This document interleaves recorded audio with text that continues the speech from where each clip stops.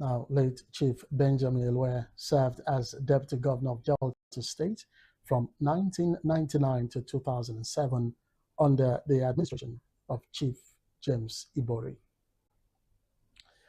The Delta State chapter of the All Progressives Congress, at the time of filing this report, was holding the State Congress today in Asaba. The exercise is part of the party's nationwide schedule aimed at strengthening internal structures ahead of the 2027 general elections. The Congress commenced at 10 a.m. at the Cenotaph along High Court Road in Asaba. Statutory delegates, party executives, and key stakeholders from across Delta State gathered to participate in the exercise. Security personnel were deployed to maintain order, and strict measures were put in place to ensure a peaceful and credible Congress. Officials explained that the Congress will elect party officials at the state level and consolidate APC's grassroots structures. Delegates were seen arriving in convoys with party flags and banners displayed across the venue. The exercise coincides with nationwide APC congresses, which are designed to streamline party operations and align state leadership with national directives. Still on political matters, 6 members of the House of Representatives elected on the platform of the People's Democratic Party, PDP, from Osun State on Monday defected to the Accord Party. The lawmakers announced their defection during the Accord Party's stakeholders meeting held in Osogbo. The defectors, including former regional chairmen and legislative aides, cited a lack of internal democracy and clear direction within their former party as their primary reasons for their departure. In a formal ceremony held earlier today, the new members were received by the party leadership, who described the influx of new talent as a validation of the current administration's policies. Now, political analysts suggest that these movements are the beginning of a larger realignment ahead of the 2027 general election, as politicians seek to consolidate their positions within more stable platform. The Independent National Electoral Commission, INEC, and the National Population Commission, NPC, have jointly declared that the upcoming 2026 general elections will be a critical turning point for Nigeria's democratic experience. Speaking at a strategic stakeholders forum, officials emphasized that the success of the 2027 polls depends heavily on the integration of accurate census data and updated voter registries. The commissions noted that the technological advancements planned for the next electoral cycle are intended to further eliminate manual interference and increase transparency. They called on civil society organizations and political parties to begin early engagement with the electorate to ensure a peaceful and credible transition, stressing that the integrity of the 2027 process is vital for the long-term stability of the nation's democratic institutions. Now, the Chief Judge of the Federal High Court has declared readiness to appear before the Code of Conduct Bureau following allegations of undeclared bank accounts. In a statement, the judicial officer denied wrongdoing and affirmed commitment to due process and transparency. The development comes amid heightened scrutiny of public officials and renewed calls for accountability within the judiciary. Legal analysts say the matter underscores the importance of asset declaration laws in promoting integrity across public institutions. Now, the Chief Judge of the Federal High Court, Justice John Soho, in a fresh call for comprehensive judicial reforms to address the mounting backlog of cases within the federal court system.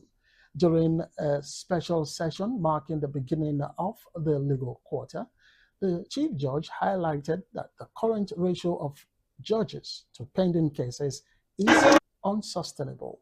The address emphasized the need for increased funding for digital infrastructure to allow for virtual hearings and automated filing systems, which are expected to expedite the delivery of justice. Furthermore, the Chief Judge warned against the rising trend of frivolous litigations, urging legal practitioners to maintain the highest standards of professional ethics to avoid clogging the judicial machinery with cases that lack merit. And now to some health matters. Medical professionals in Nigeria have inaugurated a clinical trial focused on immunotherapy as a treatment option for colorectal cancer, marking a significant advancement in oncology research within the country. The initiative brings together oncologists, research institutions, and healthcare partners to evaluate the effectiveness of immune-based therapies in targeting cancer cells. Experts say immunotherapy has shown promising results globally by strengthening the body's natural defense system to fight cancer. Colorectal cancer remains one of the leading causes of cancer-related deaths worldwide, and specialists believe localized clinical research will help tailor treatment strategies to Nigerian patients. Now, health advocates describe the trial as a milestone that could expand access to innovative therapies and improve survival rates if successful. Still on health matters, the National Dental Association has issued a public warning regarding the rise of oral health misinformation circulating on social media platforms. The association noted that unauthorized do-it-yourself dental treatments and unverified home remedies are causing significant harm to the public, including permanent tooth damage and severe infections. Health experts emphasize that professional consultation remains the only safe method for treating dental ailments. The association is launching a nationwide awareness campaign to provide verified information and to encourage regular checkups, warning that ignoring professional medical advice in favor of viral trends can lead to long-term systemic health complications. Medical professionals in Nigeria have inaugurated another, I think we've taken this story before. Can we go next to the next story? And now to education matters. A European university operating in Nigeria has announced a 150 cutoff mark in the Unified Tertiary Matriculation Examination, UTME, as part of its new admission policy and reform agenda. The institution says the benchmark aligns with national guidelines while ensuring inclusivity and academic standards. Management also unveiled reforms aimed at curriculum modernization, digital learning expansion, and enhanced research collaboration. Education stakeholders say the move reflects ongoing adjustments in Nigeria's higher education sector as institutions seek to balance access with quality assurance. Prospective students are advised to monitor official admission channels for further details on application timelines and requirements. We go for a short break. When we return, Metro Updates will continue. Stay with us. Welcome to Dursag Engineering and Services Limited, a trusted name in the oil and gas industry, proudly registered with the Corporate Affairs Commission since the year 2000. We hold several specialized permits with the Department of Petroleum Resources, are accredited with service and product codes by NIPEX, certified by Dun & Bradstreet, and proudly ISO 9001:2015 certified. Our head office is strategically located at 43 Airport Road, Warri, Delta State, Nigeria. At Dursag, our areas of expertise cut across critical sectors, including manpower sourcing and supply, both local and highly trained expatriate personnel. Engineering services across civil, electrical, instrumentation, and mechanical works. Construction and fabrication works. Specialized procurement and supply. Operations and maintenance services.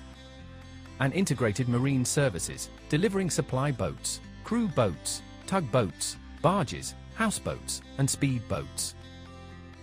We are proud partners to some of the industry's leading players, including NNPC and its subsidiaries, Seplat Petroleum, First Hydrocarbon Nigeria Limited, MD Western, Saipem Contracting Nigeria Limited, and Lee Engineering and Construction, among others.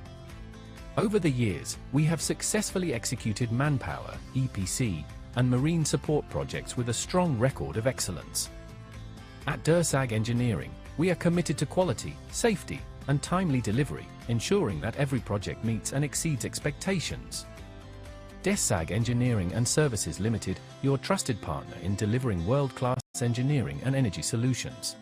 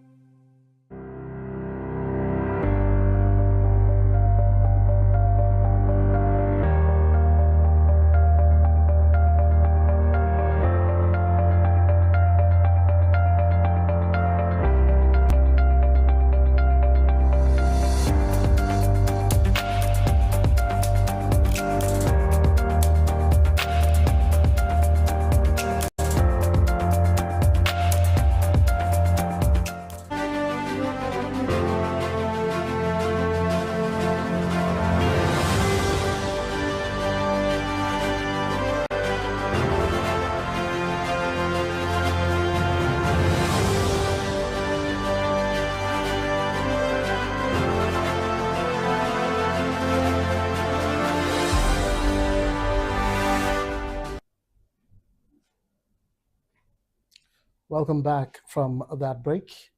We go into business now. The Federal Capital Territory Internal Revenue Service has set a firm deadline of March 31, 2026 for all individual taxpayers in the Federal Capital Territory to file their annual personal income tax returns for the 2025 assessment year. In a statement, the FCT IRS officials made clear that the filing requirement applies to a broad group of residents. These include employees under the pay-as-you-earn scheme, those in private and public sector employment, self-employed individuals, business owners, professionals, and public office holders. Filers are expected to declare their total income from all sources for 2025, along with details of allowable deductions and other relevant information as mandated under current tax law. To make compliance easy, taxpayers are encouraged to use the FCT IRS online self-service portal or visit any FCT IRS office across the territory to obtain and submit the necessary forms. Officials stressed that failure to meet the March 31 deadline will attract punitive measures, including best of judgment assessments, penalties, interest charges, and other civil or criminal sanctions under Nigerian tax law. Now, tax specialists say that timely filing is key, not only to avoiding penalties, but also to supporting government revenue generation, which funds infrastructure, social services, and development projects across the territory. Taxpayers are advised to act early and ensure their filings are accurate to avoid enforcement actions. The National Insurance Commission, NICOM, has assured the Bureau of Public Procurement of the transparency and financial stability of insurance companies involved in government bond issuance. During a consultative meeting, NICOM officials stated that they have implemented stricter regulatory frameworks to ensure that insurance firms meet their obligations to the state and the public. This assurance is intended to build confidence in the insurance sector as a reliable partner in infrastructure development and public financing.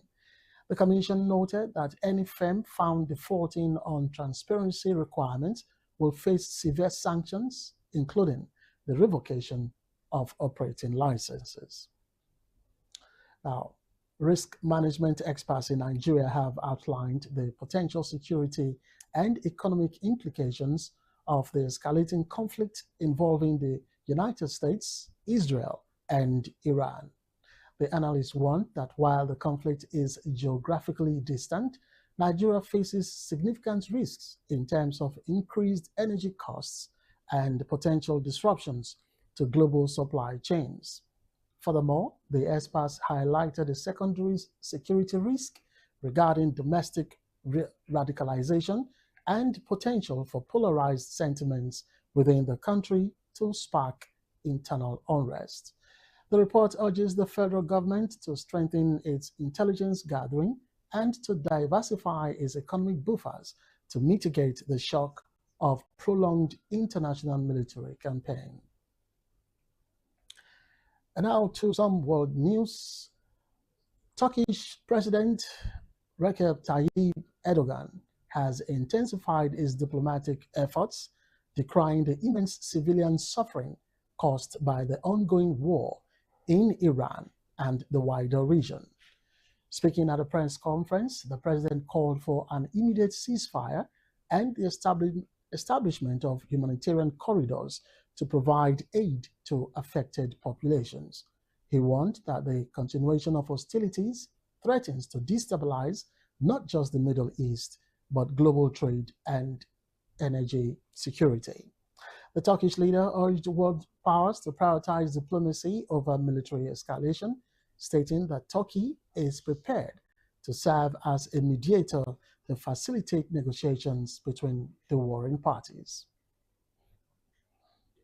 Now, a significant political divide has opened in the United States, in Washington, as war against Iran enters a critical phase.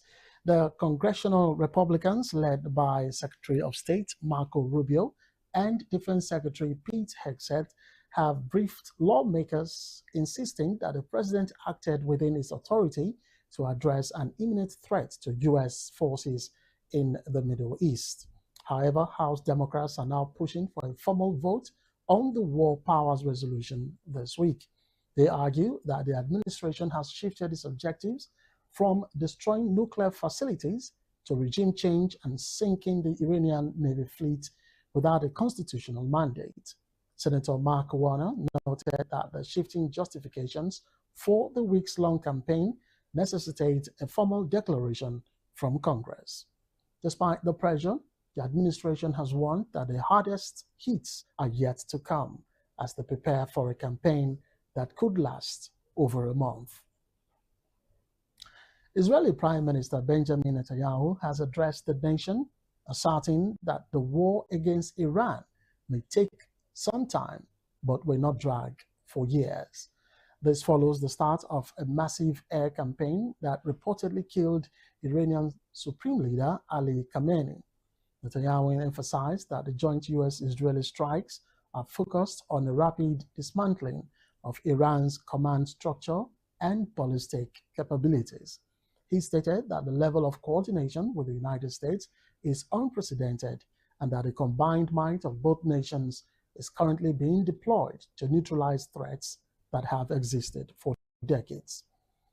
The Prime Minister's remarks are intended to reassure both the Israeli public and international observers that the military objectives that are surgical and designed for a decisive rather than prolonged resolution.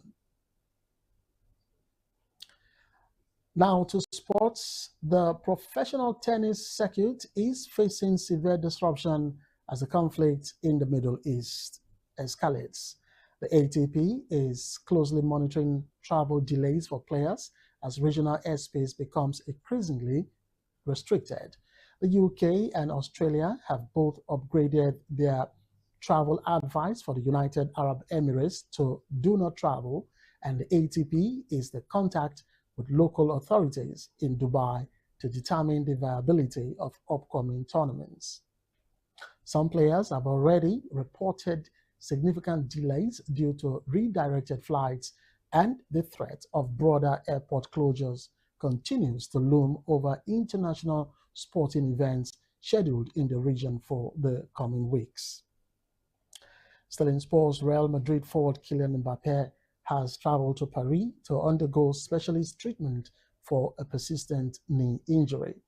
The French international, who has been sidelined for recent fixtures, is seeking advanced medical intervention to expedite his recovery ahead of the final phase of the season.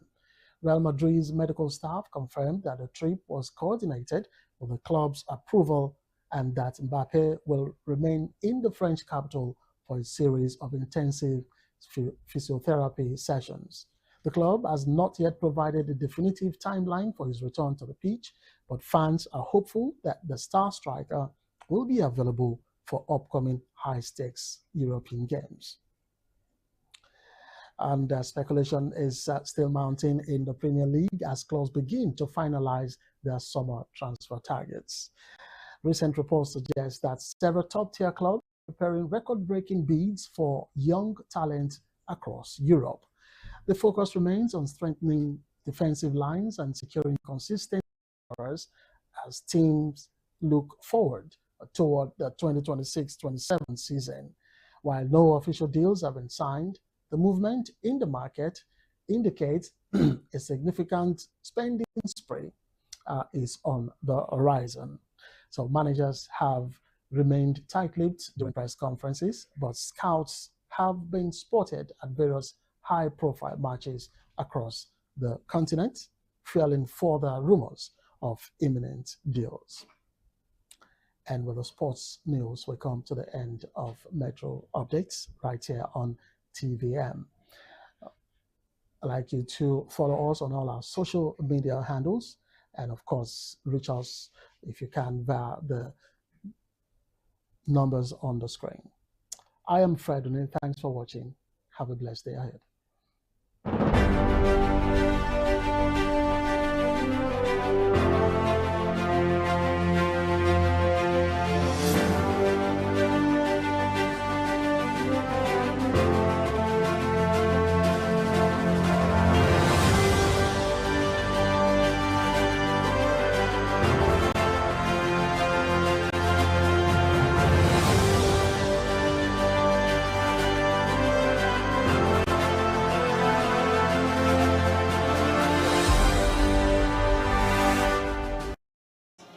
Hallelujah. Yes, Lord, we thank you because you are alive. And because you live, we live. Thank you, Jesus.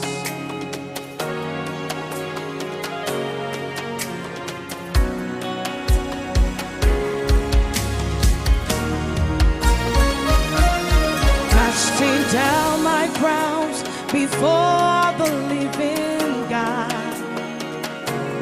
Casting down my crowns before the living God. I'm pouring out my own before the Holy One. I'm pouring out my own before the Holy One. Now I need you to just raise your hand and worship the King of Glory. Our God is great and greatly to be praised. There is none like him. Yes, our God is great. Thank you, Jesus.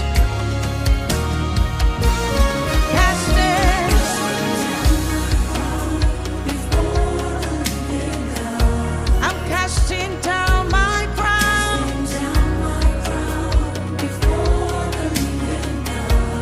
pouring out my own. I'm pouring out my own.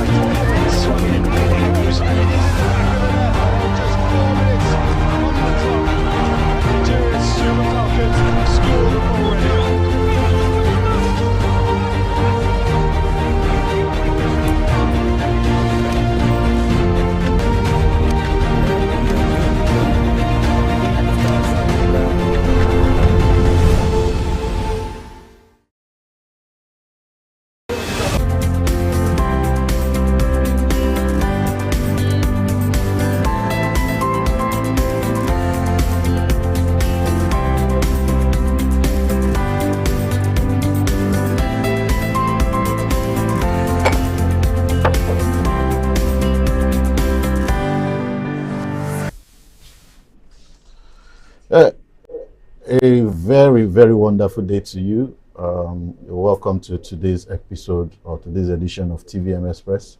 I am Lawrence Junior Aguele, and it's good to have you with us this morning. We're looking at something critical today, and we'll come back and talk more about that. But first of all, we need to make the rounds and look at what is happening on the dailies today. So we start with the dailies today and look at what we have on the newspapers. So let's begin with Vanguard. Let's begin with Vanguard newspaper. On the Vanguard newspaper,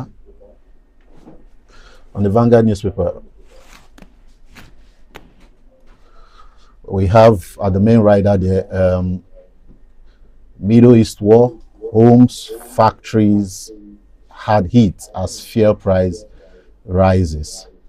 That is the story from the Middle East regarding what's happening on the Middle East, the war of the Middle East, the war between Iran and the United States and Israel. Then we were expecting that crude oil prices slip further to $84 per barrel, and we expect more increase and hard times. That's according to the CPPE. And there was also the Oxfam is saying FG should plan to ease suffering of the people, and more industry should embrace gas. That's Coleman, MD. It's a little bit interesting that a war that is happening miles away from us is affecting us. But go through the Vanguard and see what's happening. You find that on page 5. Then we also have VAT revenue rises 34% to 6.4 trillion in 9 months. VAT revenue, meaning the federal government has made 6.4 trillion naira for Nigerians in 9 months. Why I like this headline is that there will be no excuse for infrastructural failures and deficit anymore, because making 6.4 trillion naira in 9 months, a whole lot of financial misappropriation that we are not going to go into today, but it's good that we have this huge amount of VAT being raised in 9 months. Say as company income tax grows 48% to 7.7 trillion naira. Then on the bottom there, you have 2027 presidency, no northerner should run. That's according to FinTiri. Then Aerofy DSS arrests, hands 5 security officers to ICPC. And we have a MDCN suspends CMD, 2 other doctors over death of Chimamanda's son. That is the stories we have on the Vanguard today. And go to the next one, which is The Nation. On the Nation newspaper, we have the same stories as the main story there. You have Nigeria and Middle East send distress calls as government halts pilgrimage. Nigeria and the Middle East send distress calls as government halts pilgrimage. Then the top there you have Aerofy arrival security breach, 5 for prosecution. Then federal government bans collection of taxes and levies on the highway. Federal government ban collection of taxes and levy on the highway. Then on the bottom there you have Medical Council suspend 3 doctors over the death of Chimamanda's infant son. All right. On the Daily Trust, has a different rider there. It starts with APC Congress, or APC Congresses line up behind Tinubu. The APC had their congresses, and the Daily Trust is saying they line up behind Tinubu. Then Gombe APC adopts President Tinubu as sole presidential candidate in 2027. So for more indication, the APC are not going to have a presidential primaries because it looks like they are adopting the president. Then you have businesses bleed as blackout persists. Yeah, electricity woes that we're having in the country. It's part of what we're going to be talking about today. And we also have FG suspend Christian pilgrimage over Middle East crisis. Tinubu nominates Oyedele as Minister of State for Finance. Aerofy DSS detains security agents over alleged bribery. So that is what we have from the Daily Trust this morning. All right, let's take a look at the Tribune is next. And in the Tribune, say APC governors consolidate as party peak state escorts. APC governor consolidates as part of big states ESCOs. You find that on page 3, 27 and 30. Then on the top there, you have Tinubu nominates Oyedele as Minister of State for Finance. And Lassa fever hits 18 states, 28 health workers infected. That's on page 13. And that is not so good news there. 18 states. That means the number of states that is being affected by Lassa fever is growing. It usually used to be a few states, now it's growing. And we're also having health workers affected. Then we have a Middle East crisis, that's on page 27. Middle East crisis, NCPC puts pilgrimage to Jerusalem on hold. Then on page 10, you see alcohol responsible for banditry, kidnapping, NAFDAC defense sachet ban. That's a very wide logic to just put the blame on alcohol. They are following the words of Jamie Foxx and say blame it on the alcohol, and NAFDAC is using that. Then on page 27, you find conservative Anglican bloc to elect rival leaders in Abuja. Then page 3 and 4, you have DSS arrest 5 security operatives over El-Rufai failed arrests at Abuja airports. Then the Guardian is next, and the Guardian leads with faulty design, vandalism, neglect, endanger 3.4 billion naira rail overhaul. I read more about that on page 6. Then at the top there, you have court adjourns El-Rufai 1 billion naira rights suits against the ICPC. And you have ADC wants FG against selective justice, backs El-Rufai Malami. And then you also, on page 3, you find FG rose 1% presumptive tax on informal sector, bans roadblocks. We need to actually figure out which of the roadblocks that they are banning, but you can get more of that story on page 3. Then on the corner there, you see farmer header clash, or farmer header clashes claim 3,000 life displaced 300,000 in 5 years. Then on page 4, you have FG approves AI, robotics, coding, cybersecurity centers in 6 varsities. Then still on that page 4, NDCN confirms negligence in death of Chimamanda Adichie's son. Then on page 6, or page 8 rather, you have Middle East war lifts crude, pushes petrol near 1,000 naira as Nigeria counts gains and risks. Then we also have that Tinubu reshuffles finance ministry, nominates Oyedele as Minister of State. I think this is as a result of the backlash on the budget, the budget expenditure, where the House Committee grilled the Minister of Finance and the Minister of State for Finance, and it appears that nothing has really been happening. The money just go and nobody could give account of it. So I think so. It's a good one. It's a good one. I just feel I'm of the opinion that the presidency should have waited for the House Committee to discover that before they took action. If you are running an organization, then you should be on top of whatever is going on. This should have happened a long time ago. Then you also have Umahi Uhiri Bika over allegations as Huriwa demands probe.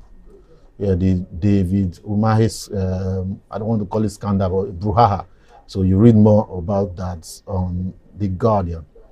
At the Punch leads with VAT's story. It says VAT hits record 1 trillion naira as new sharing era begins.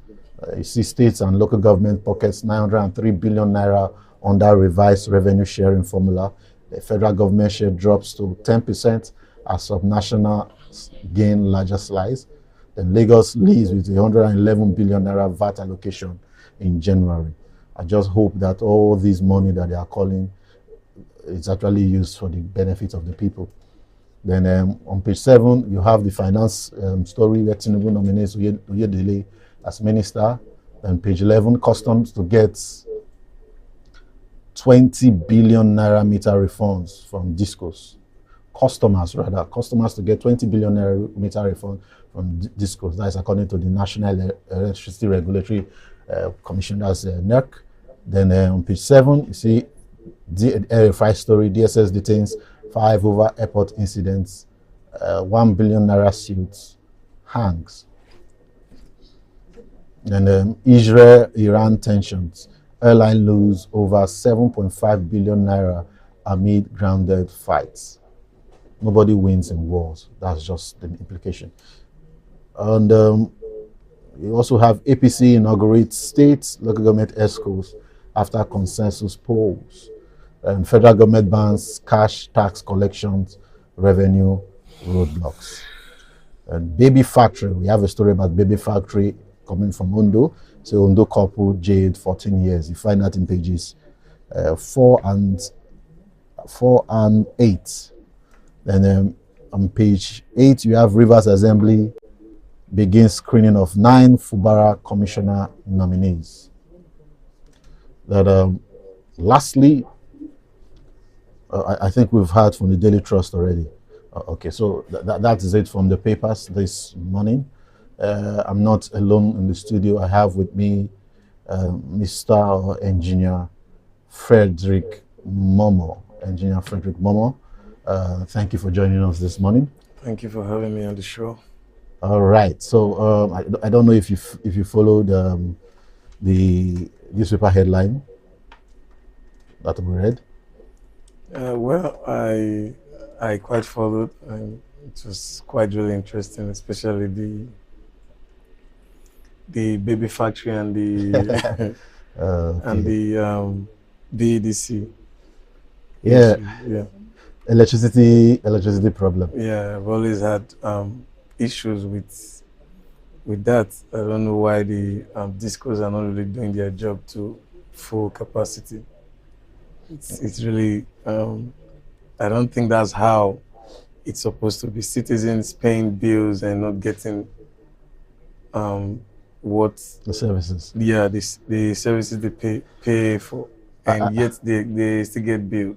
I think there is a general consumer problem in Nigeria where Yeah, we pay for things, and because I used to be one of those who used to say I wish BDC can operate like telecom companies, but even the telecom companies are not even the only thing the telecom companies are doing better is the fact that you can buy your data when you want to buy it, but the problem is you buy data and you can't use it. Most telecom companies are like that. You buy data, especially these unlimited type of data where you pay monthly subscription and you struggle to have internet connectivity. Meanwhile, when the month ends, you have to subscribe again. So we have a real consumer problem and consumer protection problem in Nigeria that I wish the relevant authorities we look into and make sure it is sorted out. Yeah. Then there were also headlines about the banning of not alcohol. I don't even want to talk about the alcohol yet. The roadblocks, like one prime example is the Federal Airports Authority of Nigeria (FAN) stopping cash to collect their toll gate fees. Yeah, the toll gate fees. I don't really know the significance of that. Probably for better accountability. For better accountability. I could understand why they would want to do that, because people collect cash and put in their pocket and they don't give account. But once it's done electronically, it goes direct to the record. But the fallout is, or one of the challenges, I don't think they give people enough time to prepare for it. Yeah, that's even they themselves are not even prepared for it. Exactly. That's one thing about the policies. This I don't think it's just with this admin. The previous admin, they just roll out new policies and expect us to just adjust overnight.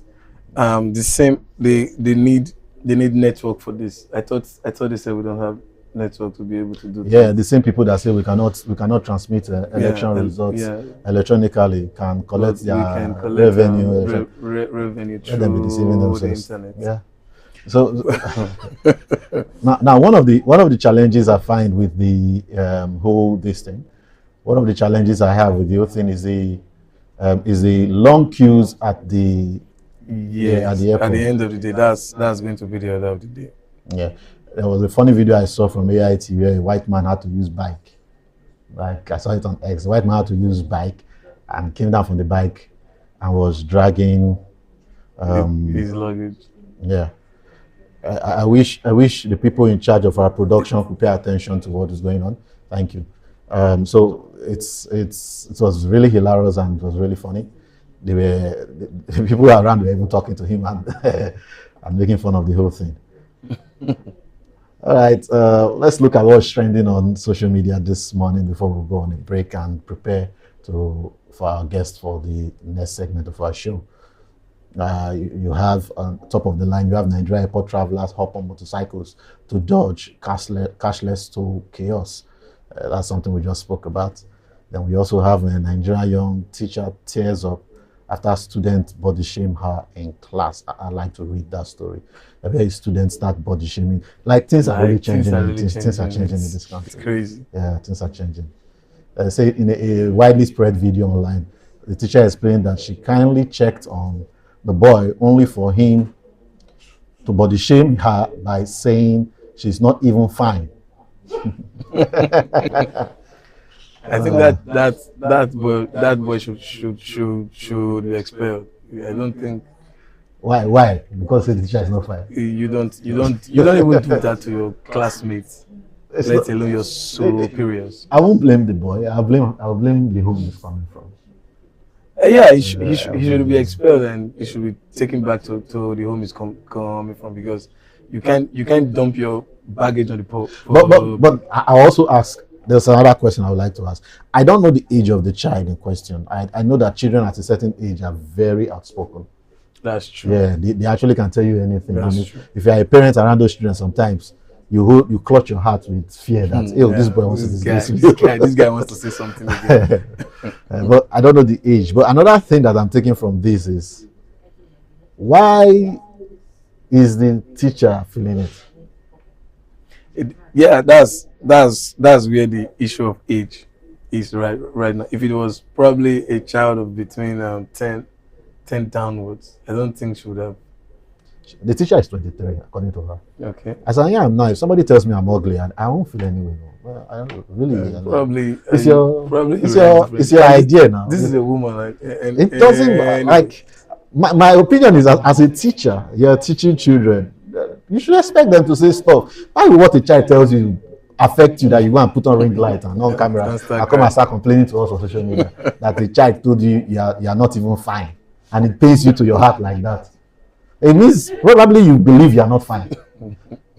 That is my own. So why some people why you blame the child? The teacher has her own too. People react to things differently. Yeah, a teacher should not react to things like that. Come on, yeah, a teacher, you're supposed to be matured emotionally and mentally to teach children. That's true, anyways. Do you know how many teachers will start complaining? But when I was in secondary school, although times were different then, but we had students who fought with teachers. Yeah, that's true. I remember in my secondary school, a teacher actually did not use cane because the students were squaring up. And I said, okay, since it's fight, we want to fight. Yeah, blows. Let's rack. And they fought. I'm sure the teacher beat the student because the teacher is a guy and is older. Yeah. But we've seen things like that.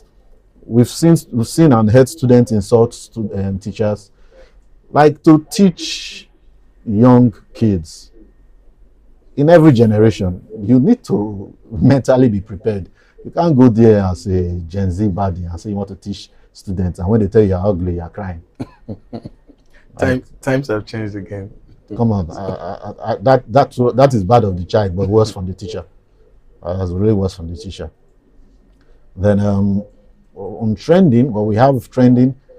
Well, we have the war and we have Wolves match. What happened to that? I think I was opportunity to watch the final part of that match yesterday. I don't think this season I've seen any other game that was that intense. The intensity was breaking me. Like the ball will be on the other end just now. Before you know it's here, like end. Everything was happening at the same time. It was really a tough game. Somebody said, I saw a tweet that somebody said, Chelsea and Liverpool should go and take a deep look at themselves for allowing Manchester United to be third on the table. And when I thought about it, I was like, yeah, that's probably true. Because at the beginning of the season, we did not see Man U nearly at all. And Man U getting there is not just the result of hard work. I think it's a failure on Liverpool and Chelsea. They didn't live up to expectation. Especially Chelsea. Well, if you can just say that, had it been they've not been tested, they played Arsenal. Yeah. They beat Arsenal. No, did they beat Arsenal? This is the last one. Yes. 3-2. That's proof that they actually improved. Mm-hmm. So it's not really Man U? Yes. Oh, okay. I thought you were talking of Chelsea. No. So that's a proof that they actually improved. So if you say hard work is still there, but if you say Chelsea and Liverpool actually slow down, they dropped the bar. Yeah, it's still very correct. But Man U actually improved. All right. We'll go on a quick break, and when we come back, we'll have a conversation on electricity, particularly in regards to what is happening in Edo State. So stay tuned. Welcome to Dursag Engineering and Services Limited, a trusted name in the oil and gas industry, proudly registered with the Corporate Affairs Commission since the year 2000. We hold several specialized permits with the Department of Petroleum Resources, are accredited with service and product codes by NIPEX, certified by Dun & Bradstreet, and proudly ISO 9001:2015 certified. Our head office is strategically located at 43 Airport Road, Warri, Delta State, Nigeria. At Dursag, our areas of expertise cut across critical sectors, including manpower sourcing and supply, both local and highly trained expatriate personnel. Engineering services across civil, electrical, instrumentation, and mechanical works. Construction and fabrication works. Specialized procurement and supply. Operations and maintenance services. And integrated marine services, delivering supply boats, crew boats, tugboats, barges, houseboats, and speed boats. We are proud partners to some of the industry's leading players, including NNPC and its subsidiaries, Seplat Petroleum, First Hydrocarbon Nigeria Limited, ND Western, Saipem Contracting Nigeria Limited, and Lee Engineering and Construction, among others. Over the years, we have successfully executed manpower, EPC, and marine support projects with a strong record of excellence. At Dursag Engineering, we are committed to quality, safety, and timely delivery, ensuring that every project meets and exceeds expectations. Dursag Engineering and Services Limited, your trusted partner in delivering world-class engineering and energy solutions.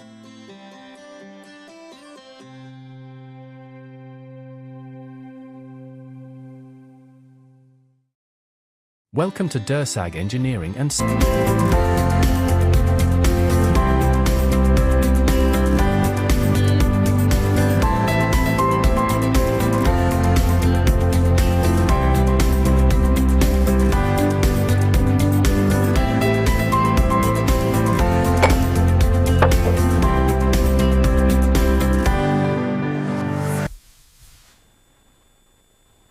So I've come to join you.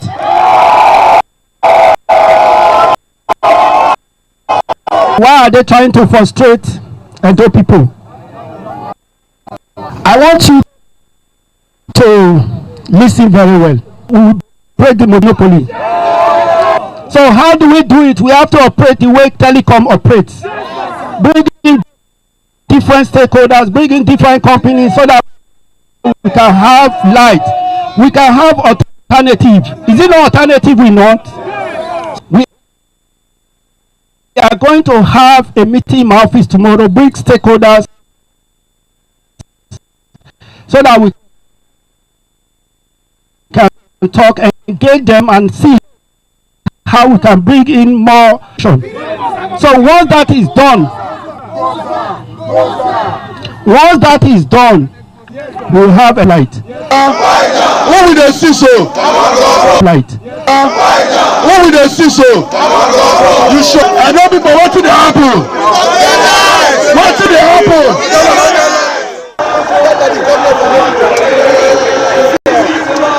Monday. Listen,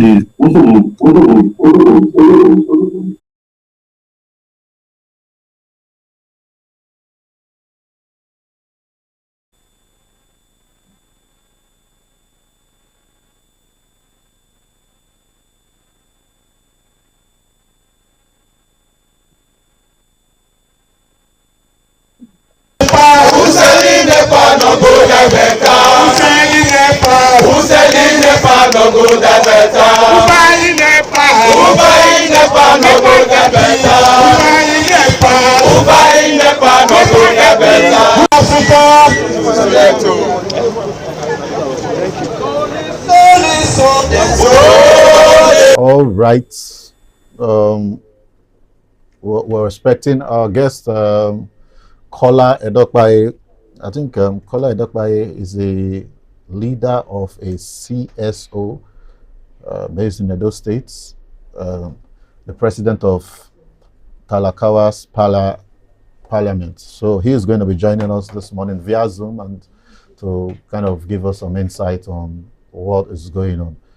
All right, but while we wait for that, we'll have a continue our conversation here in the studio. All right. So, Mr. Fred, Yeah. the whole drama concerning this, what's your experience? And you are from the States. I'm pretty sure you have an experience. I think it's not a good one, especially in Benin. See, it's even worse in Benin. I think in Ekboma it's bad, but it's not as worse as the situation in Benin. I actually don't know what the discourse are doing. Sometimes I don't know if it is bureaucracy or they just deliberately don't want to bring these things to light. What is really the issue? Sometimes they don't tell us what the issues are, because I don't see any reason why you for a household you are mandatorily, because what they did in my area, I'll use my area as an example. They came one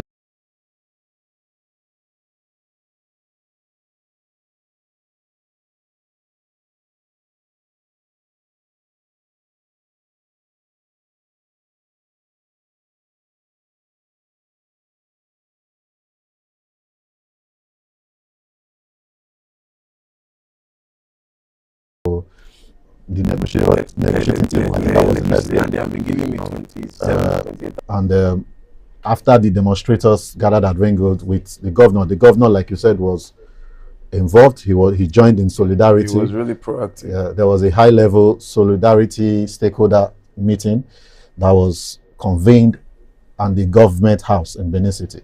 Now, in attendance, we had BDC management.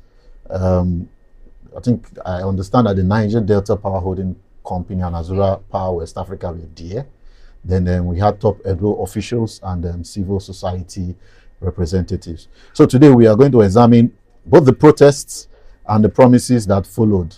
We'll try to figure out if the meeting provided concrete solutions or was it just procedural pause in the deeper systemic crisis. Because I am well aware that this is not the first time stakeholders are holding meeting when it comes to electricity matters. So we have joining us via Zoom. Is it? Oh, okay. We lost him again. He was with us just now. All right. So while we wait, let's continue our conversation. So, do you think protesting now, because this is not the first time that we are having protests. This is not the first time we're having protests. Do you think that protesting now can solve this crisis, can produce the results that people are looking for? Because truth, people need to complain one way or the other, but it's beginning to look like at every term, almost every year, Yeah, we protest. We protest. Please. Do you think it's producing the right result or expected result? Well, I don't. Let me not say for the first time, it has gained the audience it needed to gain. I think for any protest of this sort, this is the fastest the governor of the state have reacted or called for a meeting about it. I think with the trajectories is headed to the right direction. Okay, and for BDC, what because one challenge I have is, and I saw it in what they were demanding for. I have a list of their demands here. I'll quickly read it for our viewers to make sense of it. Let me quickly get to it because it's a whole lot. So one of the leader of the protest charged BDC to wake up to the responsibilities of providing power for Edo people, connect communities whom they have thrown into utter darkness, meet Edo people with the speed of light, and they are threatening that very soon nobody's going to pay them estimated bill anymore. Now the question is, this estimated bill, because I know NEC allows for estimated billing if you've not gotten meter, right? But the challenge I have is, it seems that they are deliberately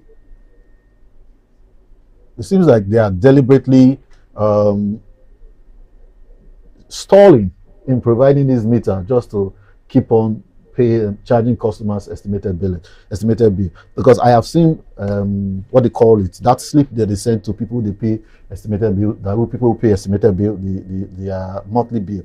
But most people pay almost as much as 20,000-30,000 naira every month. And when you ask these people for a house, not a company, a house. And when you ask these people how many hours a day do you get light, they tell you how many hours a week. It should be the question, not a day. So do you think BEDC is also very complicit? Because BEDC would like to blame transmission and exactly that they don't get enough electricity. But do you think they're also complicit in the whole electricity distribution issue? Yeah, of course they are. All right, I think our guest is back. Yeah, can you hear me? Yeah, I can hear you. I can hear you. Yeah.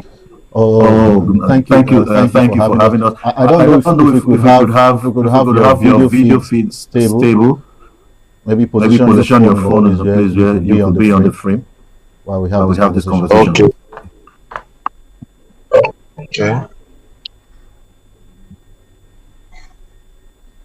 Okay. Seems like you're on the road. All right. Thank you for taking time out to talk to us with money.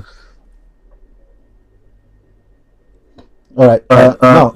We've established that this is not the first time we are having protests over electricity in Edo State, particularly in Benin.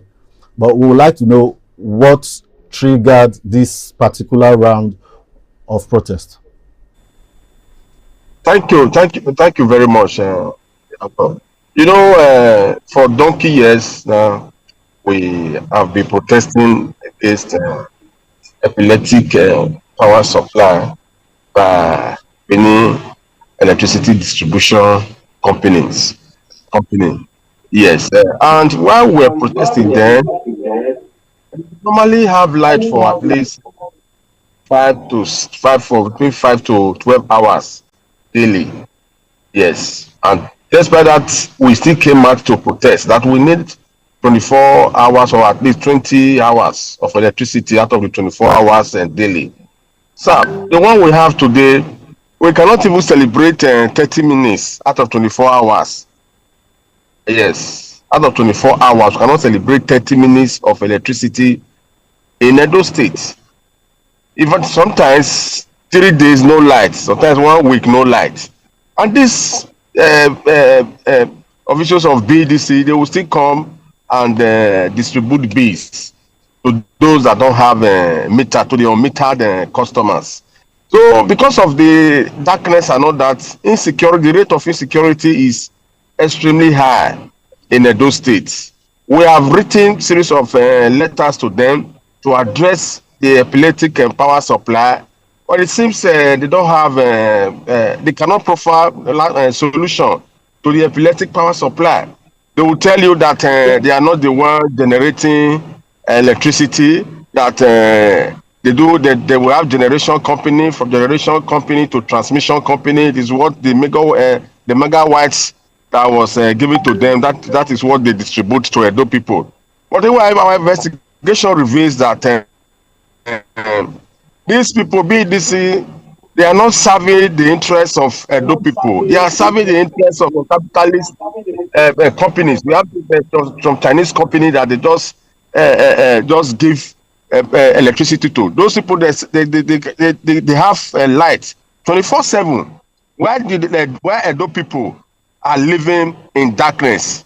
That's why the fact that we are living in darkness, we are made to pay to BDC. We are not paying for darkness.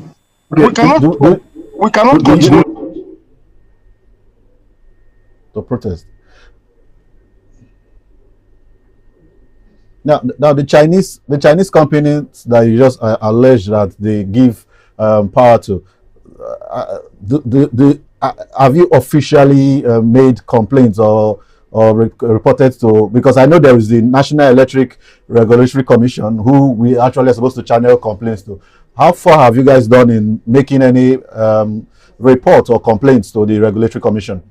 Thank you. We no longer have NEC office in Benin. That is National Electricity Regulation Commission. No, we no longer have their office in Benin. They have relocated.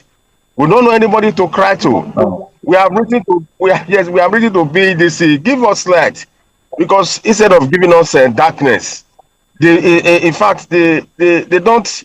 It seems they don't have solution to the problem. They keep on telling us the same story. Yes, this Funke Uchigbudu was telling us previously. But I must say that in the area of Funke Uchigbudu, the former MP of Benin Electricity Distribution Company, we do enjoy electricity at least from 5 hours to 12 hours a day.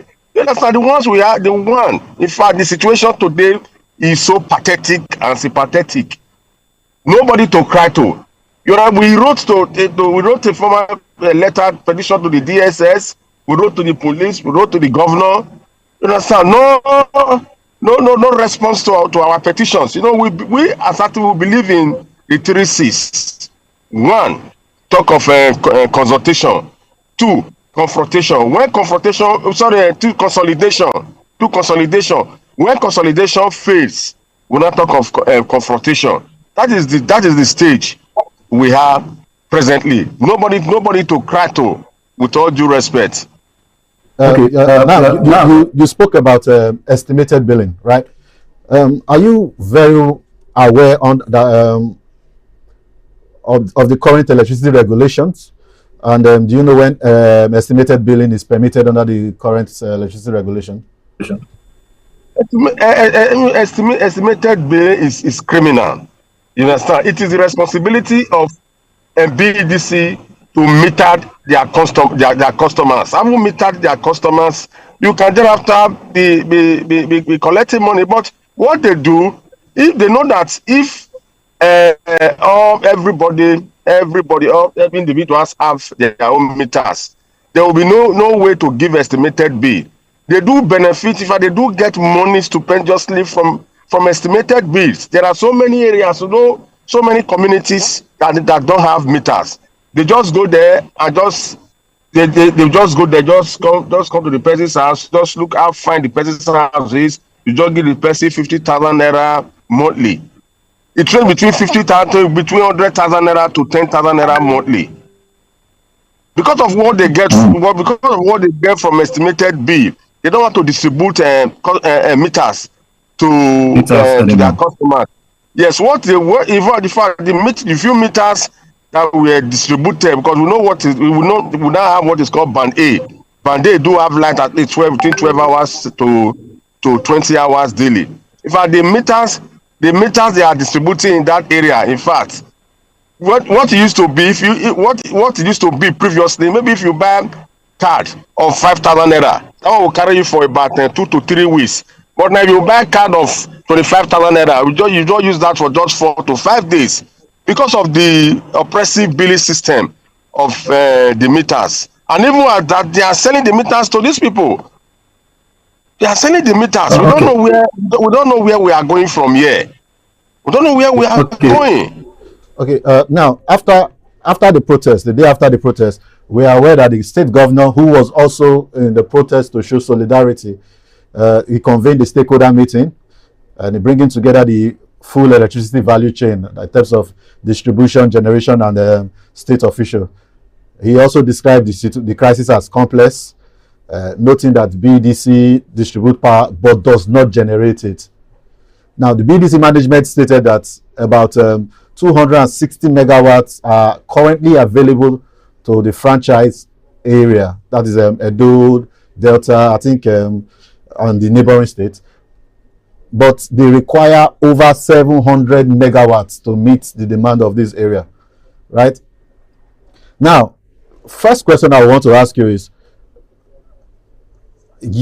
are you and your society, are you satisfied with the tone and outcomes of this stakeholder meeting? In fact, in law, there is the maxim that says "ex nihilo nihil fit," which simply means you cannot build something on nothing.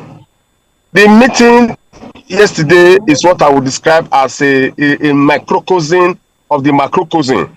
That is to say, a small meeting that will give birth to a larger meeting. Yes, where all stakeholders will be present. As it is yesterday, no officials from Gencos came yet. The generation company, none of them came. Even the transmission company, TCM, nobody came from there. You understand? That meeting we had with the governor yesterday lasted for only 10 minutes because the governor was in a haste to leave to attend the state congress, APC state congress. You know, you are fully aware that the APC state congress, it was conducted yesterday. The governor left, and the governor gave marching order to the commissioner in charge to organize another meeting, you know, where stakeholders will be present. You understand? So that is the situation we are. For me, the meeting ended in deadlock yesterday. Some people will say, some of our people said the situation is like there was no meeting. Yes, with all due respect, there was no consensus added them. Yesterday meeting, when I say consensus added them, meeting of the minds. We are waiting for a date that will be set aside for the next meeting. Maybe probably the governor will have enough time, you understand, to listen to the plight of Edo people. Maybe the BDC will also have enough time to tell us how they want to be supplying, be giving Edo people light. You understand? Because what beats my imagination is that BDC is not the only company. You understand? Or when I say electricity is not tied to the apron string of BDC, let the governor, like what he said, let him destroy the monopolistic genes. You understand? And give access to other investors to come and invest. You understand? When investors are made, there will be competition, and thereafter there will be qualitative. There will be qualitative service. That is what we need. Without that, there is no solution. It's very obvious that BDC have no solution. It's very obvious that BDC is not serving the interests of the people. BDC is serving the interests of some capitalist companies that have the financial war chest to chest whatever money you have them to you ask them to pay. That is my opinion. In Abia State, the people are happy in Abia State because you have at least 20 to 22 hours. Yes, out of 24 hours of electricity. Yes. So if I'm to draw. So if I'm to draw inference from what you've just told us, the body language of BEDC didn't shift. No. Is that what you're trying to say? The same story, sir. The same story. Wow. That they have been telling us right from Funke and days. That is the same story they are still telling us. If you are not ready to get, if you don't have money to buy enough megawatt of electricity, you just Yeah, you just quit and they give the license to any other person that have the money. It is capital. We are operating a capitalist system. You understand? We're operating a capitalist system where people that are into the business make money. And if you want to make money, you have to give us provide qualitative services to us. That is the way I see it. Okay. Let me ask you, now that you've had this protest and you've had something that looks like a stakeholder meeting, and why you guys also insisted that it was not really a productive meeting, what next step will the civil society take in sorting this whole thing out? You know, the governor is a very critical stakeholder as far as this meeting is concerned. Like I said before, the governor gave the commissioner in charge a marching order to call for another meeting again where all stakeholders will be present.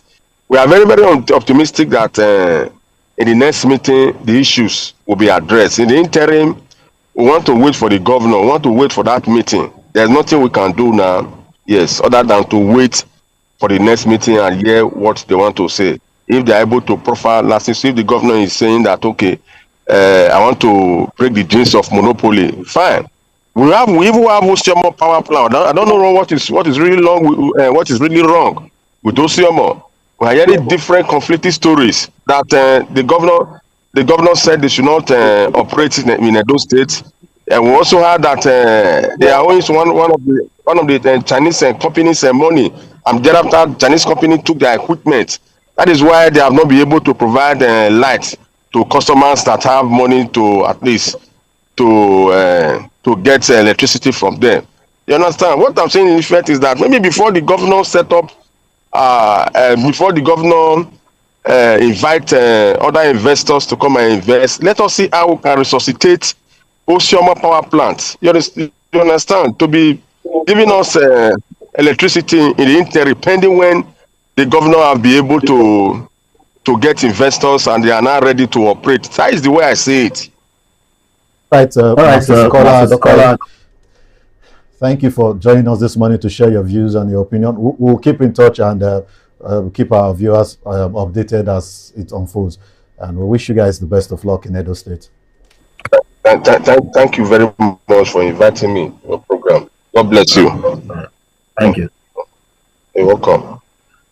All right, we'll go a very short break and we will return. We'll talk more on this electricity thing. Stay tuned.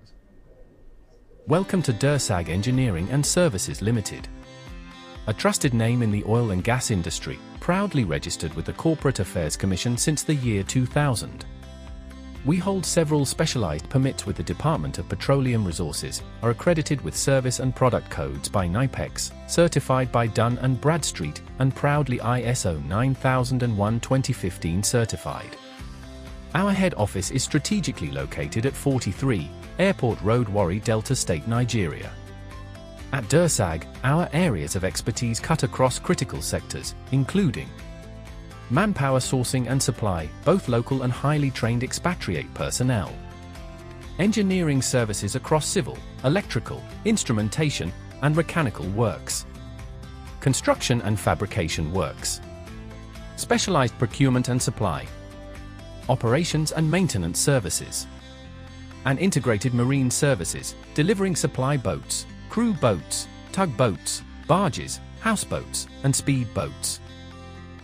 We are proud partners to some of the industry's leading players, including NNPC and its subsidiaries, Seplat Petroleum, First Hydrocarbon Nigeria Limited, ND Western, Saipem Contracting Nigeria Limited, and Lee Engineering and Construction, among others. Over the years, we have successfully executed manpower, EPC, and marine support projects with a strong record of excellence. At Dursag Engineering, we are committed to quality, safety, and timely delivery, ensuring that every project meets and exceeds expectations. Dursag Engineering and Services Limited, your trusted partner in delivering world-class engineering and energy solutions.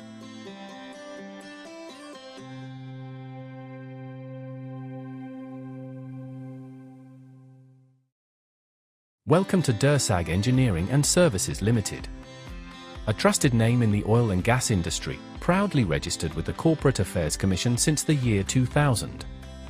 We hold several specialized permits with the Department of Petroleum Resources, are accredited with service and product codes by NIPEX, certified by Dun & Bradstreet, and proudly ISO 9001:2015 certified. Our head office is strategically located at 43 Airport Road, Warri, Delta State, Nigeria.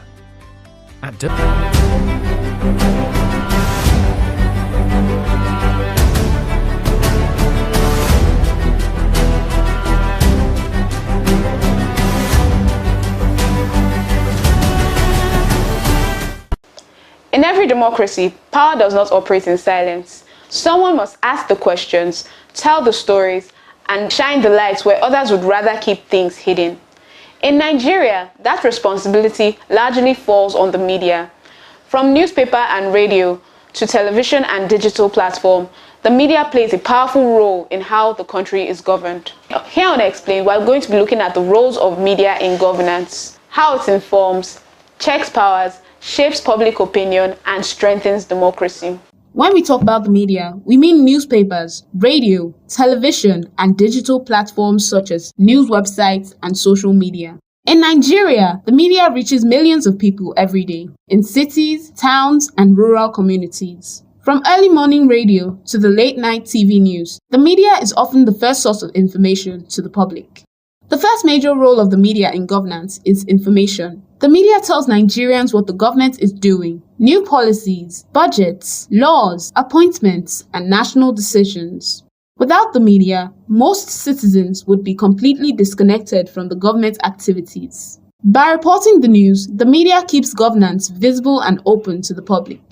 Another important role of the media is acting as a watchdog. Journalists observe government actions, investigate wrongdoing, and expose corruption or abuse of power. When public funds are misused or leaders fail to do their jobs, the media brings these issues to public attention. This role helps discourage bad behavior in government and remind leaders that the public is watching. Because of media reports, government officials are often forced to explain their actions. When stories trend in the media, ministries issue statements, agencies respond, and sometimes investigations are opened. This process is called accountability. Leaders being answerable to the people. In this way, the media helps balance power between the government and its citizens. The media does not only report news, it also educates the public. Through discussions, interviews, and special programs, the media explains government policies, citizens' rights, and national issues in simple language. Radio programs in local languages and TV discussions help Nigerians understand how governance affects their daily lives. Elections are a major part of governance, and the media plays a key role during this period. The media educates voters, introduces candidates, reports campaigns, and monitors the electoral process. On election days, media coverage helps promote transparency and reduces the speed of rumors. This helps citizens make informed choices and strengthens democracy. The media also gives ordinary Nigerians a voice. Through phone-in programs, interviews, and social media engagements, citizens can express their opinions and raise concerns. This allows the government to hear directly from the people and encourages public participation in governance. Despite its importance, the media in Nigeria faces challenges. These include pressure from powerful individuals, threats to journalists, lack of funding, and the spread of fake news. Some media houses also struggle to remain independent. These challenges affect how effectively the media can perform in its role in governance. Without the media, governance would lack transparency. The media keeps leaders accountable and helps citizens stay informed. A free and responsible media strengthens good governance and democracy in Nigeria. In the story of Nigeria's democracy, the media is more than just an observer. It is an active participant. By informing the public, holding leaders accountable, and giving voice to the people,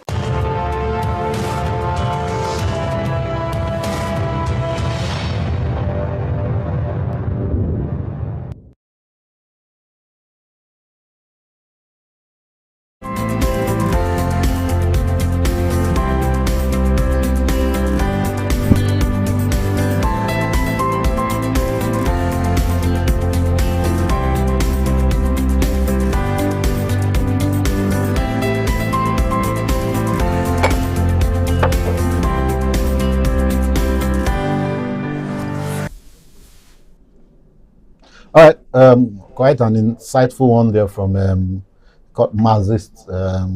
I don't know if Mazis is his title or it's part of his name, but that is Mazis Kola Edopai of the Talakawa Parliament. That's a CSO in Edo State.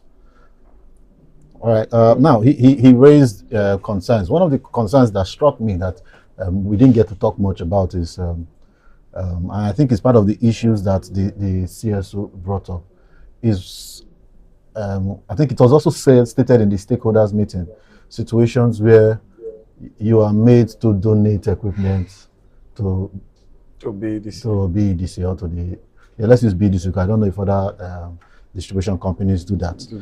Where you buy poles, you are made to buy electric poles, you are made to buy cables, you are made to buy transformers, and you buy it, and they now belong to them to do as they you please. Will pay heavily, because I have a friend that has a hotel, so he wanted to have his own transformer.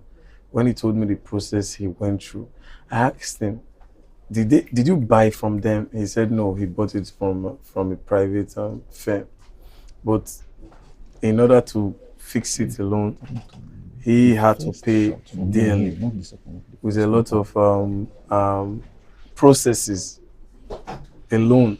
A lot of people he needs to settle. I should hit the nail on the head.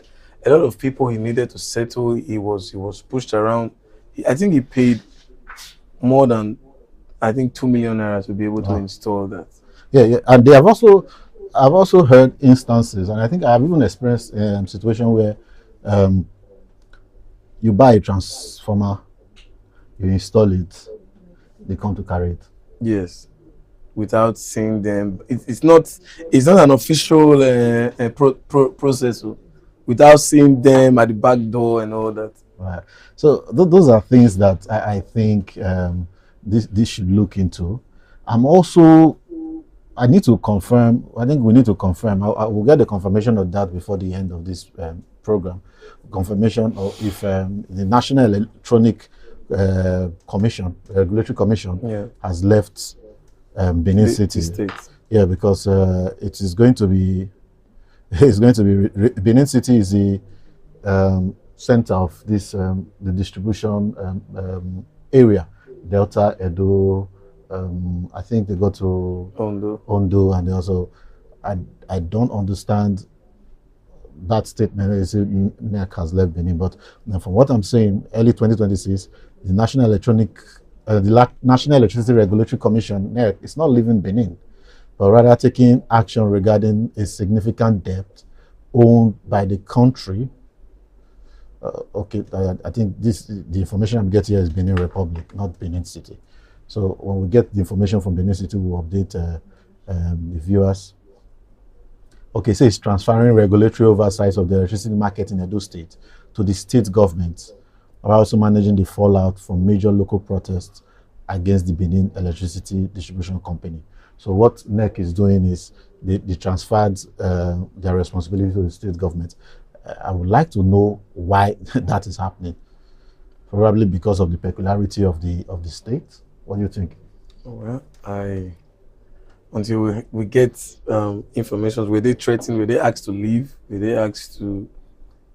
Yeah, but I think what happened is the Electricity Act of 2023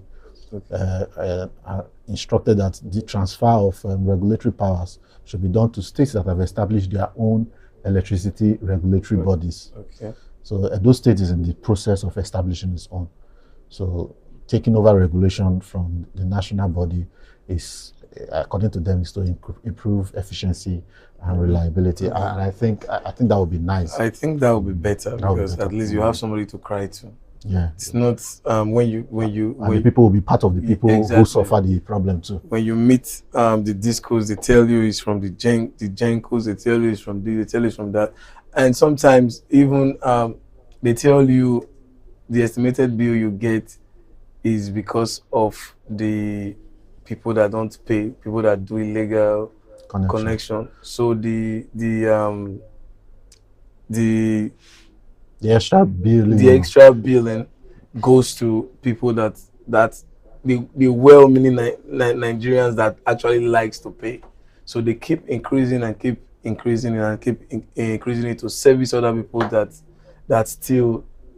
use the electricity without proper accountability. I actually had a conversation with some time back. I don't know if that practice is still existing. Unofficial conversation with a BEDC official who actually said something like you're saying. Exactly. One of the reasons why estimated billings are high, especially for those who pay it consistently, is because they tend to put the bill of the other people in their area on them, which is a ridiculous system. Excuse, because there was a situation where I went to a house. They only registered the flat in that house. I think a flat of about about 6 or 7 or so. They registered the flat, and you can only bill 1 meter. You can bring estimated bill for 1 meter. So they distributed from that flat to the other flat. Okay. So I think in that company, everybody uses high equipment like AC, washing machine, and all that. But you can only get to bill one flat because that's where so the bill is high. Yes. And that's understandable. We're like, okay, all of you should contribute to pay that money. Exactly. So at the end of the day, that house we probably use more than 100,000 naira a month, and they get and they get the billing of 1 flat. It is around, if according to my area, if it's about 27,000, they get 27,000. But the house in total, the flats probably use about 100,000. So meaning other people in the area now get to meet up, exactly, get the build for the balance. Exactly. Wow.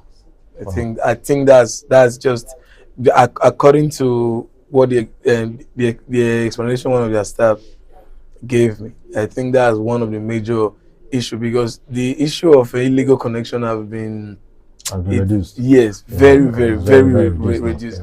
I think the new issue now is a compound of about 4 to 5 flats registering just 1 flat and then distribute from there to the other flats. Okay. And there was also the issue of distribution of prepaid meter. In the stakeholders meeting, the representative of BEDCA said that we couldn't play you the videos here, but one of the things he said was is the Chinese company, like he transferred the blame to a Chinese company who actually got the contract to provide the meters. Yeah. They were the ones collecting money from consumers to install these meters. That some of them have been arrested. I don't know how true that is, but that is according to a representative of BEDC. Now, Kola Adokwayo also talked about the Oshimo power plant that was shut down September 1st, 2025. Now, officially, the official story goes that it was shut down due to ownership disputes between their Chinese investors, the CCETC, and the Nigerian partners. And that actually created a good portion, a good chunk of the problem Benin City is having when it comes to electricity. Because it was really fine with them in the play. Yeah, because I know the Oshimo power plant was powering some part of Sapele Roads, government house, then the secretariat, the street lights. They actually were powering some areas, and shutting them going down now meant that all these people had to fall back to the generated electricity. Yeah, so it is not the government who asked them to shut down. It was a dispute between them and their Chinese partners. So you could do your research and find out more about what happened. And so quickly, before we call it a day, we'll quickly do some explainer, some fact checking and some explainer. All right, now, the question is, who can revoke a discourse license?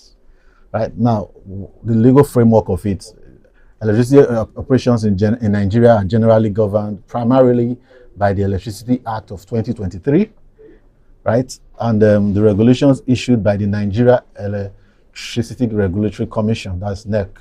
So the Electricity Act and NEC are the ones who are managing electricity in Nigeria. Now, NEC is the independent regulator responsible for licensing, monitoring, sanctioning, and where necessary, revoking license of electricity operators. Not state government, not civil society groups, not distribution companies themselves. So who issues distribution license? Distribution companies popularly called DISCOs. This includes the Benin Electricity Distribution Company, BEDC, operates under license granted by NEC. So the license typically specify the franchise area, outline performance obligations, define service standards, and set compliance benchmark. So a DISCO cannot legally operate without a NEC-issued license. Now, the third question is, can a license be revoked? Yes, a license can be revoked, but not arbitrarily. Now, under the Nigeria electricity law, NEC may revoke a license if a company fails to meet performance obligations, breaches regulatory conditions, becomes insolvent, that is, it's no longer making money, and engages in serious misconduct and repeatedly violates consumer protection regulation. However, revocation follows a due process framework which includes formal investigation, notice of breach, and opportunity to remedy defaults, then a hearing procedure, then regulatory determination. So it's not an overnight political decision. Then what happens if a license is revoked? If NEC revokes a DISCO's license, an interim administrator may be appointed. The franchise area remain operational under regulatory supervision.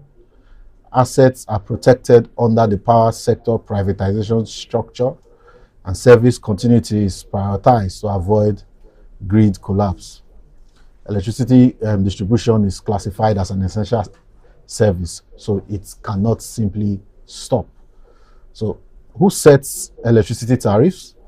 Now, tariffs are not determined solely by DISCOs. They are regulated under frameworks approved by NEC, which consider generation costs, transmission costs, distribution losses, exchange rates, inflation, subsidy policies. Now, distribution companies implement approved tariff. They do not independently create them. Then about estimated billing.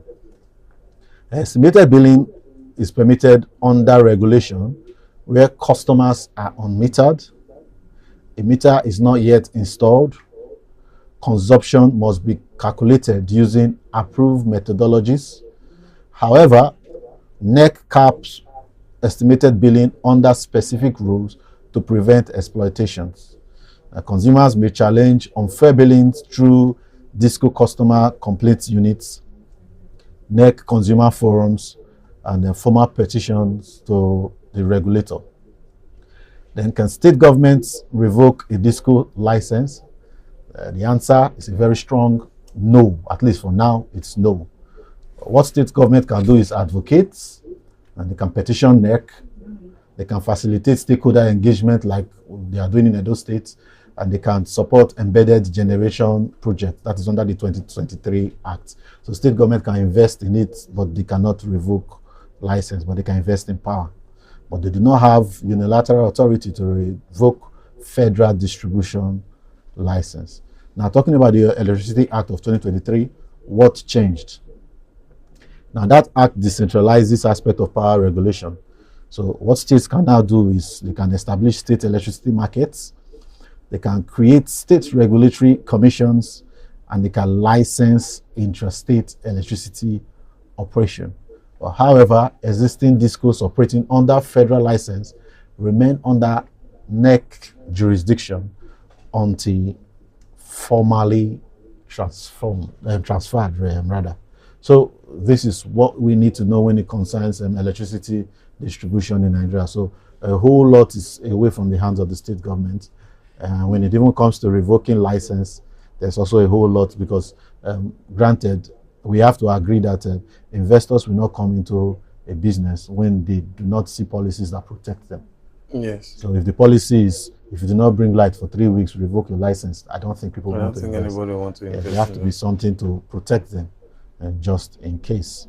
But that being said, I also think there should be stopgap to protect consumers, especially from exploitation, from power outages or shortages. Then generating companies or the federal government should also play their part to make sure that there is enough electric power being transmitted. Like That's true. Yeah, because one of the excuses the BDC gave was they need several hundred and they're getting 200, which is not up to half of what they need. Fine, which is fine. Okay, we understand the transmission lines cannot give us that, but you are billing us for what we are not using. I think that's a major issue. Yeah, especially because of estimated billing. Yes, you are billing more than you are giving. I think that's the issue. An area might not, because there was a neighbor of mine that was connected for about 3 months.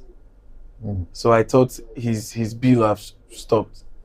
So he connected when they brought the new meters, and we discovered that his bill is almost about 200 something thousand. Somebody that have not used electricity for about 3 to 4 months. I don't feel it's ridiculous for you to, as an organization.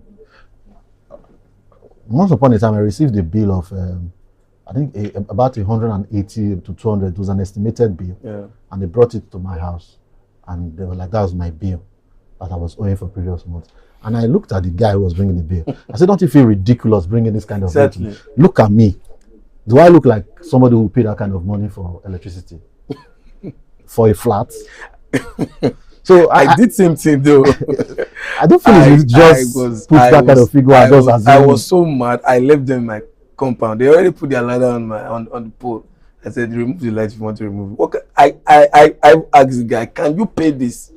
Can you pay this? How much do people earn more? So I left him. So when I came back, I discovered they probably got ashamed or got tired.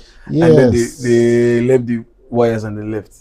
I think distribution companies and their billing mechanism, they can do better with it, because one of the reasons why people don't pay for, especially those who are using estimated billings, is number one, they don't even get to have the power in the first place. So, exactly. The number two, if your bill is ridiculously high, they won't pay, not because they are stubborn. They don't have the money. Somebody who makes 60,000 naira a month, you wanted to give you half of his monthly salary just because you are giving him light that you gave, and you don't even give.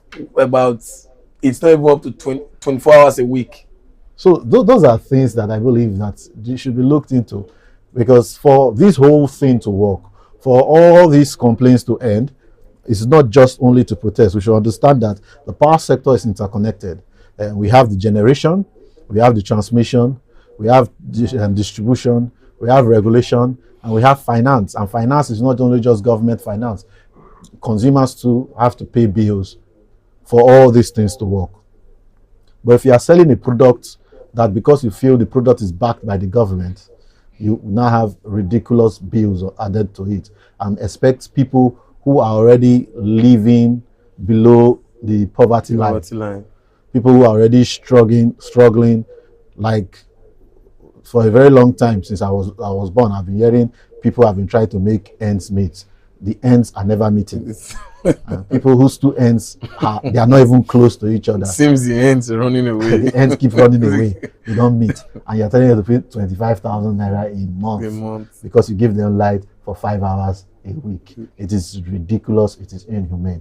So I believe if this whole billing thing is looked into, or better still, provide prepaid meters. Exactly. Meter everybody. Meter everybody, and take the money from. Not just meter everybody. I think that's the only solution here. Exactly. Just meter everybody. If you don't want shortages from your end, consumers also want shortages, because we don't even have. We don't have enough money to be dashing people. Yeah. So meter everybody. Include the amount for the meter inside their bill. They'll pay it over time. Then ensure, don't just say because you have metered everybody, because Nigerians have their way. Yeah. Ensure you monitor buildings for a while. Yeah, at least sure that they don't bypass. Yes, you get the amount of bill they consume over time, over a space of like 3 to 4 months before you can relax? Yeah, because I use the prepaid meter where I am presently. Yeah. And it's a Bande arrangement. Okay. And my bill is 30 to 40,000 naira every month. Wow. And I pay. I don't have choice, because if it's finished, the light trips off. Yeah, the light trips off. If I want to have electricity, I have to pay. But if it was estimated that you bring 40,000, I will drive you. Exactly. I will drive you. I won't pay. So meter everybody. That solves the problem. Thing. All right. So that is the size of our package this day on TVM Express. Thank you for staying tuned. Thank you for joining us. And we'll see you some other time. We'll talk about some other topical issues that affect us as a nation. Remember to like, subscribe, and interact with our social media page. The handle, you will see the handle on the screen. Just follow us on social media, like and subscribe. You can interact with us via phone call, and we are working hard to make this this program a phone-in program. So very soon you can call us and tell us your thoughts and tell us what you think of whatever it is we are talking about. Then also TVM has their app on Android Play Store. So you go to Android Play Store, you search for TVM and download the app. The app for Apple users or for iPhone users, I promise you very soon, before the end of the month of March, you will also get to have the TVM app on Apple Store. Until next time, stay safe and enjoy your life. Goodbye.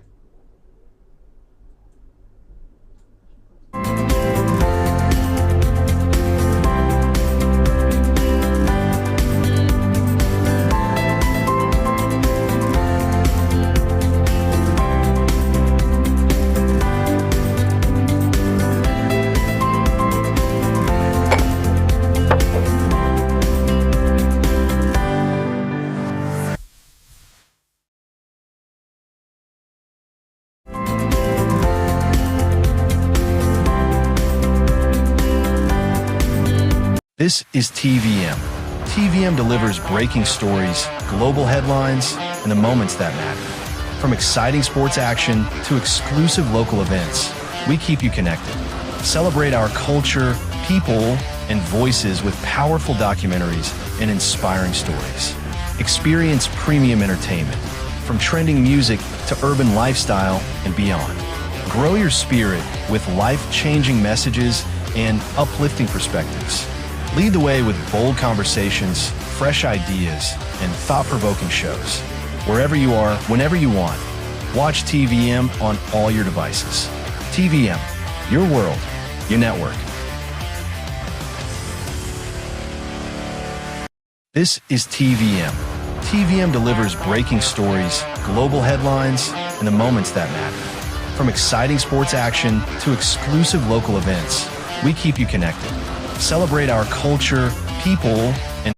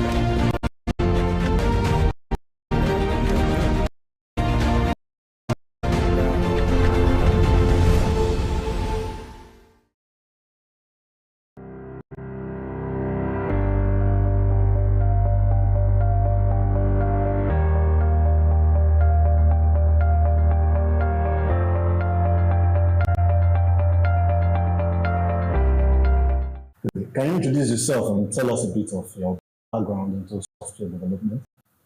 Okay. My name is Paul Okodowa, and I've been working in the software industry for, say, almost a decade now, 8 years to be precise. And So it was, my introduction into tech was not so straightforward. It wasn't so straightforward. I started from customer service all the way to customer success, and then I moved to content writing.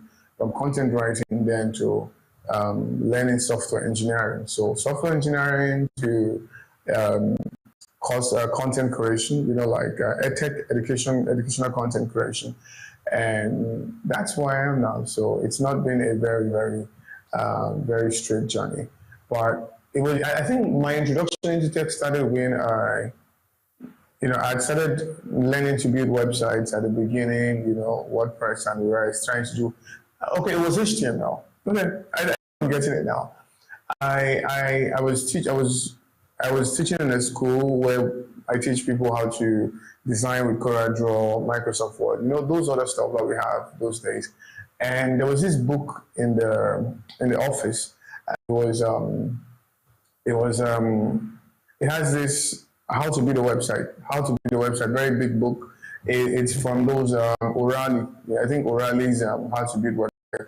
And I can remember that the first website there in that book was to build a website for a football team called Carnington Cougars. That's the name of the football team. And so I was following it bit by bit, just going through the HTML bit by bit. And I kind of really got interested because it was very easy to just translate what's inside the book all the way to the PC. That was my first experience trying to build a website. And then I went all the way to Dreamweaver. Dreamweaver was a terrible software though. So I went all the way to Dreamweaver, and then it was from Dreamweaver, just kept on learning, and then YouTube became very popular and jumped into YouTube and started learning as much as I could. But for the job part of it, it was majorly from customer success. So I didn't just go all the way to website because I really did not know anything. I had the knowledge, but I really did not know how to put it into use. But I was doing customer success for a tech company. So that's how we just kept on going. What was that inspiration? From customer success down to software development, now you're into content creation. Although I don't like using the word content creation as a job description, because even if you are creating content, you are creating content about what you do. So what you do is the job. Okay. So what was your inspiration towards all through this journey, from one point to the next point? What inspired you to move and get to that point? Okay, so the first time I was building a website, very cheap website, then I got that job as a customer success guy. So I was paid 35,000 a month. I can imagine how lean that was. Mm-hmm. So I was paid 40,000, and then there was tax. There was not tax, it was insurance, I guess. And I think it was 5,000, and then it was 9,000 actually. So I was paying 5,000, my company was paying 4,000, and my take home was 30,000. But the guys those who were building software, they were earning way, way more than I was. So I was the one involved in scouting the customer, making sure the customer come do business with us. But I was earning very, very low, very, very little. And but aside the fact that I was earning little, I'm somebody who's very, very interested in being the one who's at the top and not the one who's below. So I knew that the easiest way for me to do that would be to build software personally, to move all the way from customer service and build software, even though that doesn't seem like the right thing to do in 2025 right now. But what I did was I was taking time to, upskill myself and sell my services outside what I was doing for the company. So I was doing customer success. I had things like templates on how to close deals. I had contract draft. So I had access to all the things that was used in that particular company I was working for. So what I did was that I started to freelance on the side. Not trying to build software like they did, because I did not know the technology they were using. I don't know, I'm not good at the technology, but I knew the technology they were using, but I'm not very good at it. So I started to freelance on the side. So I started with website development. That's what I started with, and just kept on going. And then website development, I was doing website development for Nigerians, right? But you know how Nigerians can be. Somebody says, I'm going to pay you 200,000 and that 200,000, you will use it to design heaven and earth for me. So I wasn't so comfortable with kind of relationship I was having with Nigerians. So I thought, what would be the easiest thing for me to do for people outside? So I realized that probably my decision then, probably if I continued with web design, I would have been able to take it outside. But my decision then was that I was going to begin to build software, build web software, apps, internet tools, external tools for people outside the country. And that's just basically how I just started, building all that. So when I say I'm a content creator, maybe that's the wrong word to use because I don't create content that makes people happy and all that stuff. So I would say that I'm a teacher. So I teach, I teach software development. Tech education. I teach software development online. That's what I do. So I don't really entertain anybody. In fact, if you're looking forward to be entertained, you won't really watch my content. You won't. Now, down to the tech, because I understand that there are careers or skills or businesses that thrive in the right ecosystem, right? So is there a developer hub in Benin, because you are based in Benin right now? Is there kind of a group developer hub where you guys kind of share ideas or what's the word, troubleshoot problems like in Benin?